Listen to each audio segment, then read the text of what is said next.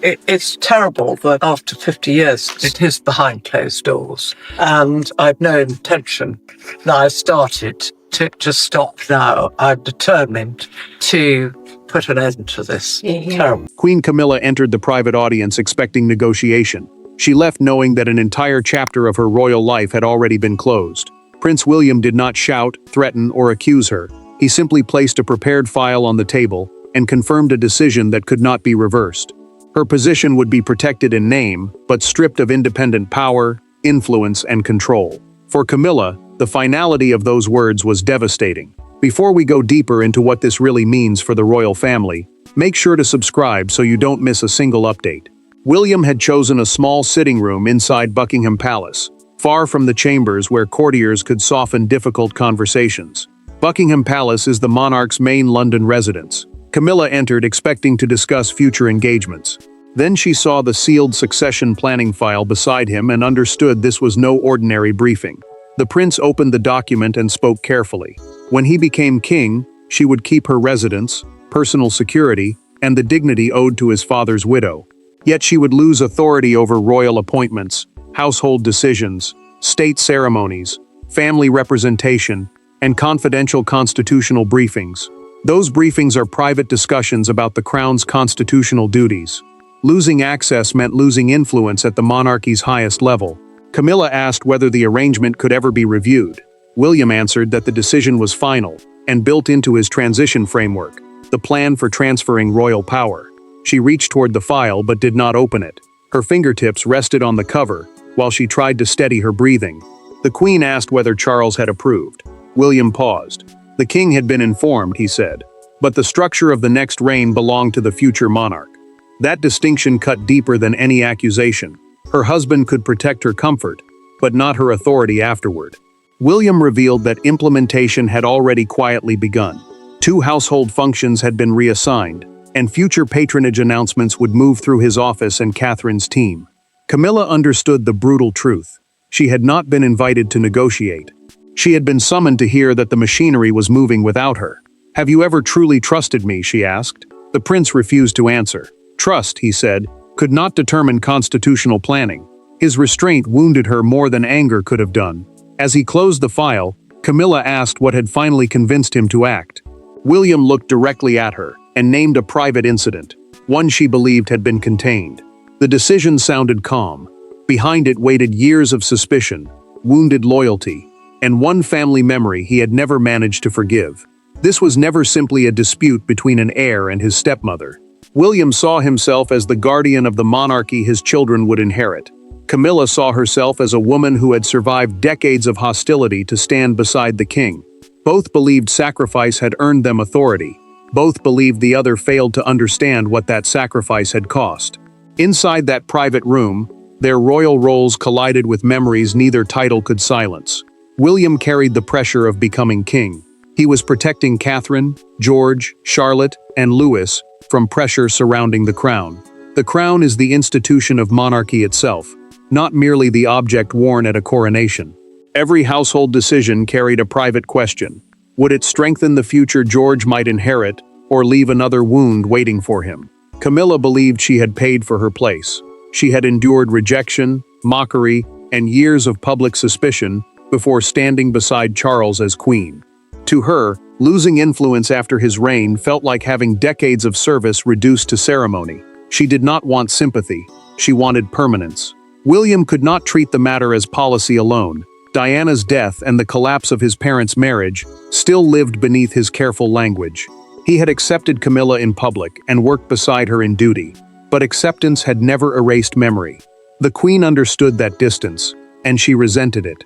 Camilla once told Charles during a recorded conversation that she could serve the family for the rest of her life and still be judged as the woman who came after Diana. The king heard the bitterness in her voice, yet he offered no promise that William would ever forgive what history had fixed between them. Charles received a summary of the prince's decision in his office. He read it twice, removed his glasses, and placed the pages down without speaking. When Camilla entered, she searched his face for resistance. The monarch gave her none. His silence told her he would not overrule his son. Camilla suspected Catherine's influence. The Princess of Wales, the formal title held by the wife of the heir, had raised concerns about family boundaries and household discipline. Several rules in the transition plan echoed those warnings closely. George's future changed William's calculation. Advisors warned that a powerful widow's household could issue competing instructions in a new reign, confusing staff and dividing loyalty. He refused to let his eldest son grow up inside another struggle for control. Then one royal service exposed the danger. Camilla issued an instruction involving Catherine's children, without consulting either parent. The public saw nothing unusual. Behind palace doors, William saw the point of no return.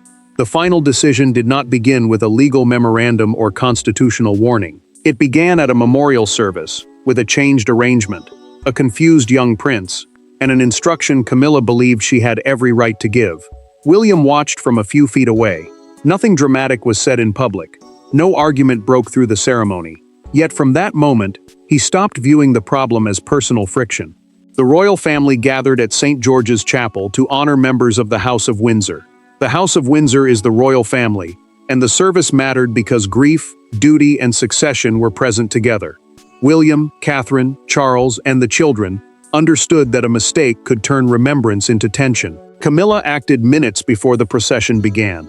She instructed an equerry, a royal aide responsible for arrangements, to move George away from Catherine and place him closer to the king. Her reason sounded simple. The heir's heir should stand beside the sovereign. But the order reached beyond ceremony. It touched parental authority and succession. George looked toward his father as the aide explained the change. William crossed the antechamber, placed a hand on his son's shoulder, and said the order would remain. Camilla answered that the decision had already been made. The prince did not raise his voice. "Not for my child," he replied. Catherine stayed calm until the family was alone. She told William the dispute was not about position. The Queen had acted as though closeness to the crown gave her control over George without consulting either parent. Her restraint sharpened his anger, because she had warned Camilla before.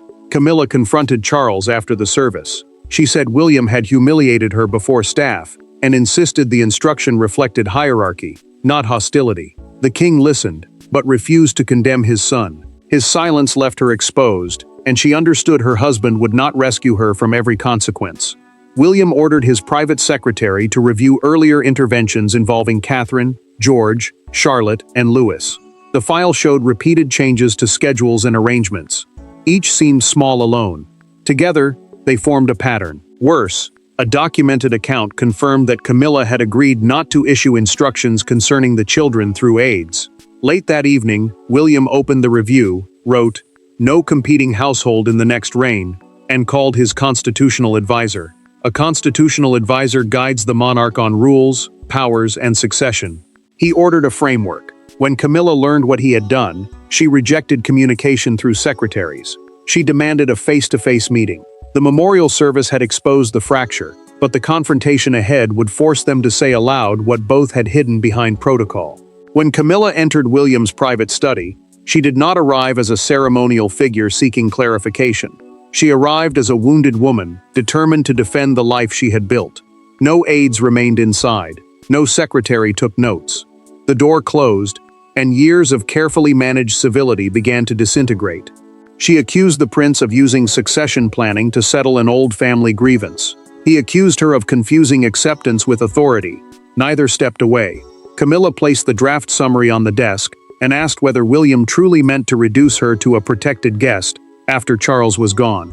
The framework, a formal plan defining roles and powers for the next reign, preserved her comfort, but ended her control. She demanded to know why decades of service had earned ceremony instead of influence. William answered without raising his voice. The plan was not punishment, he said, and it would not remove her dignity. It would stop her household from influencing the sovereign, the Wales family, or the line of succession, the legal order deciding who inherits the throne. His calmness only sharpened her anger. "You have never seen me as family," Camilla said. She accused him of treating every mistake as proof of ambition, while dismissing every loyal year as performance. William finally admitted that trust between them had always been incomplete, but he insisted the decision came from recent conduct. He named the chapel incident and Catherine's earlier warning. Camilla froze. The shock was not that Catherine had objected, but that she had documented the private conversation and shared it with her husband. She moved a chair aside, stepped toward the desk, and demanded that William say whether he believed she would harm his children. William stood. He met her eyes and answered that she would place royal hierarchy above parental boundaries. Then he closed the file. Camilla invoked Charles. The king had promised she would never again be left exposed inside the institution. William replied that his father could protect her status, residence, finances, and security, but he could not design his successor's court. Constitutional, household, financial, and security powers had already been separated. Her welfare was guaranteed. Her authority was not. That distinction mattered because one protected Camilla as a widow, while the other would preserve a rival center of command after the next accession. Camilla asked whether anything she said could change his mind. No. She held his gaze, turned, and closed the door with deliberate softness. In the corridor, her hand gripped a table as her composure broke. Persuasion had failed. Only Charles remained, and defending her could now divide the reigning monarch from the son who would inherit everything. Charles possessed the crown and the power of the sovereign. Yet the decision before him exposed the limits of all three. He could defend Camilla publicly and preserve her comfort, security, and dignity. What he could not do was command William to trust her after the throne changed hands. The king faced a truth no monarch can escape. The next reign was already forming beyond his control. Charles summoned his private secretary and demanded the succession framework, not a summary. The framework was the formal plan governing how authority would pass into William's reign. It covered Camilla's residence, security, funding, household limits, and access to confidential meetings after the next accession. The king read every page alone after midnight. Each provision separated personal protection from institutional power. Camilla would remain respected as the widow of a monarch, but she would not control a parallel court, keep political access, or send instructions independently to senior palace officials. Two competing centers of authority could divide staff and weaken a new sovereign at accession. Charles reached the paragraph limiting her future household. He removed his glasses, pressed his fingers against his eyes, and whispered that William had made the arrangement impossible to challenge. Opposing it would look less like defending his wife, and more like obstructing an orderly succession. Camilla entered before he could close the file. She told Charles that silence would be understood as approval, and asked him to issue a formal directive protecting her influence. A directive is an official instruction carrying the monarch's authority. Her voice stayed controlled until she admitted she could not endure becoming irrelevant the moment he was gone. Charles took her hand and promised she would never be abandoned. He could protect her home, income, security, and dignity. He could not force William to create a powerful role for her in the next reign. Such a command, he warned, would poison the transfer of authority and surround her with resentment. Senior counsel had warned him in a legal briefing that intervention could trigger a struggle between both royal households. Even a temporary victory would collapse upon accession, when William could reverse every order. Then Catherine's boundary became unavoidable. The review confirmed that Camilla's instruction involving George had caused the crisis. Charles understood this concerned two parents protecting the child next behind his father. He approved Camilla's welfare protections but refused to challenge the loss of authority. The king signed a note declaring that no present instruction should restrict the next monarch's household. The following morning, Camilla read the final line twice. Charles had protected her life, but not her power. Within hours, the palace acted as though William's reign had arrived. Royal exclusion rarely begins with a public announcement. It begins with smaller changes. A meeting removed from a diary. A briefing no longer delivered. An aide instructed to report elsewhere. For Camilla, the new reality arrived through silence. The palace remained polite. Staff continued to bow. Her title remained untouched.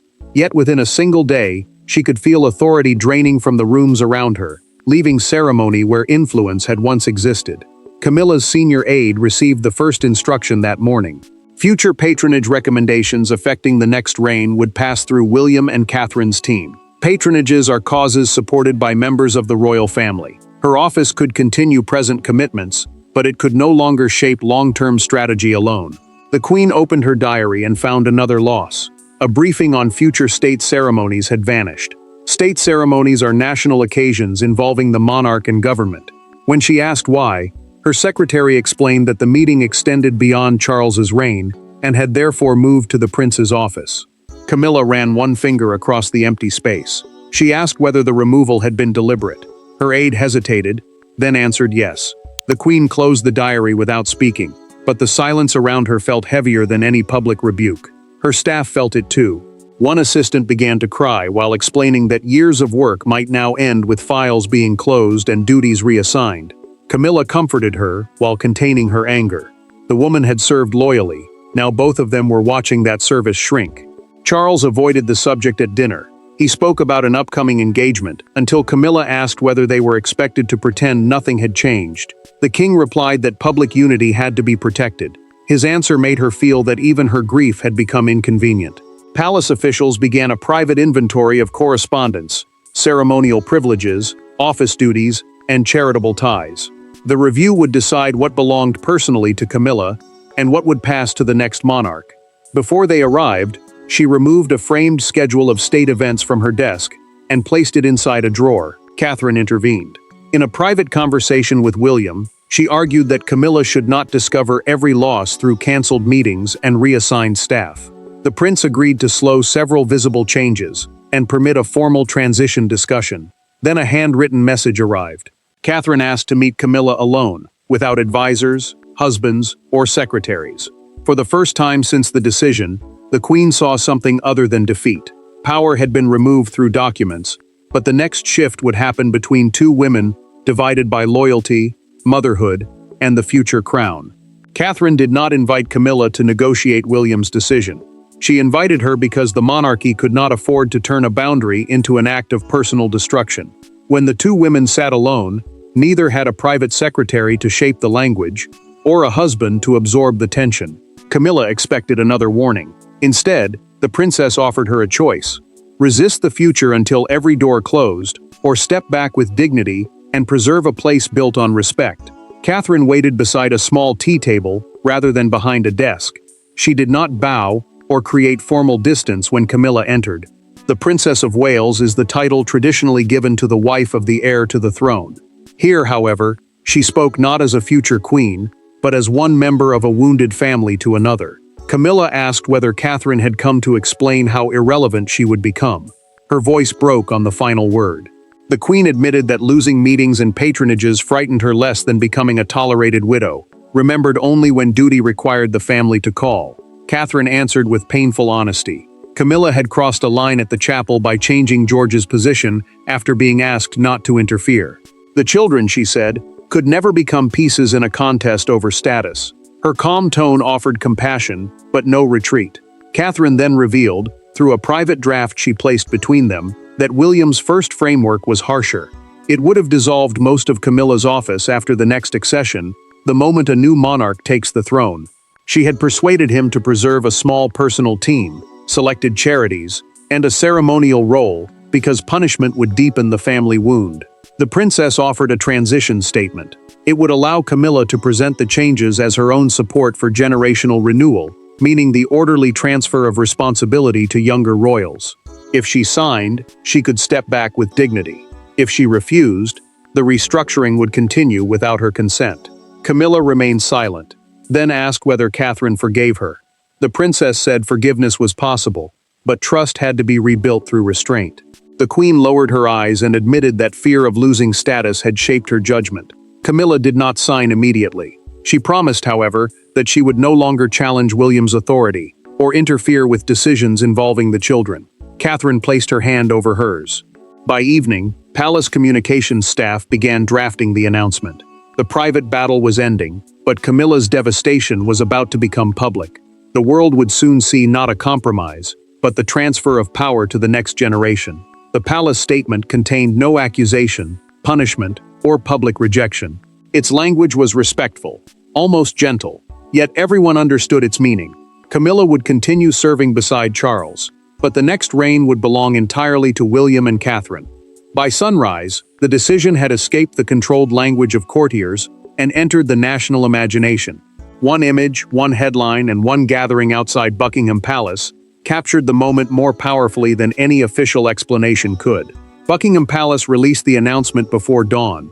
It confirmed that Camilla would eventually hold a limited, non-governing role, focused on selected charities and family occasions. A non-governing role means a position carrying public respect without control over royal strategy or household decisions. Future leadership, succession duties, and long-term planning would rest with William and Catherine. The morning press turned restraint into drama. One national newspaper printed Camilla leaving an engagement alone beneath the headline, "The Final Reign. William Draws the Line." The story mattered because it transformed a private family settlement into a public transfer of power. It also placed the Queen's pain at the center of a national argument. A television presenter pushed the meaning further. During a live breakfast broadcast, she called it the clearest transfer of royal influence before a change of sovereign in modern memory. Radio hosts repeated the phrase within minutes, while international channels framed William as a future king already defining his court. Crowds gathered outside Buckingham Palace, the monarch's main London residence. Visitors read the statement beneath the balcony and argued over what fairness required. Some praised the prince for protecting an orderly succession. Others defended Camilla, saying decades beside Charles should have earned her more than a graceful exit. Camilla faced that judgment hours later at a literacy engagement. Someone called, "Stay strong, Your Majesty." The Queen stopped, turned toward the voice, and offered a brief smile. She continued inside, but the words followed her. Charles reacted with anger. The king ordered palace officials to challenge descriptions of his wife as discarded, and to stress her continuing service during his reign. Yet he did not dispute William's decision, and Camilla understood the limit of his defense. Before the next joint engagement, Camilla signed Catherine's voluntary transition statement. It declared that the monarchy's future should be led clearly by the next sovereign and his family. Her signature changed forced removal into painful acceptance. Britain had chosen its interpretations. Every gesture would be examined, and one exchange could expose the fracture the palace had worked to contain. The final verdict would come when Charles, Camilla, William, and Catherine stood together at a national service, with no closed door left to hide what remained between them. The final answer did not come through another announcement. It came at a national service, before cameras, in courtiers, and a public searching for signs of fracture. Camilla arrived beside Charles, knowing her future authority had ended. William entered with Catherine, knowing the boundary would hold. No one expected affection. No one expected forgetting. What followed was quieter and more powerful, an acknowledgement that the monarchy could move forward without requiring one wounded figure to be publicly destroyed. William paused at the entrance and allowed Camilla to walk beside Charles before he and Catherine followed. The order protected the Queen's dignity while honoring the present reign. A national service is a ceremony representing the country and public unity. Every place in that procession carried meaning. Camilla found William in the antechamber before the service began. She told him she had signed the transition statement and would respect every boundary concerning his household and children. The prince answered that her security, residence, and dignity would remain protected. Neither apologized. Neither spoke with hostility. The Queen understood what she had lost. She would never guide the next throne, shape William's court, or command an independent center of influence. Her devastation was real, yet she refused to turn defeat into bitterness. That choice preserved the respect that resistance would have destroyed. William understood the cost. Leadership had forced him to separate childhood pain from royal duty. He had not erased Camilla, removed her title, or denied her service. He had drawn a permanent boundary so his reign could begin without competing loyalties. Charles accepted the hard truth. Protecting his wife did not give him the right to control his son's monarchy. The king secured her home, recognition, and place beside him, while Catherine prevented firmness from becoming revenge. The princess defended her children without demanding humiliation. The framework left Camilla a small personal office, selected literacy and domestic abuse charities, attendance at major family ceremonies, secure residence, and full protection. It removed strategic authority, succession influence, governmental access, and control over William's household. During the service, Camilla sat beside Charles. William and Catherine occupied the positions linked to the future crown.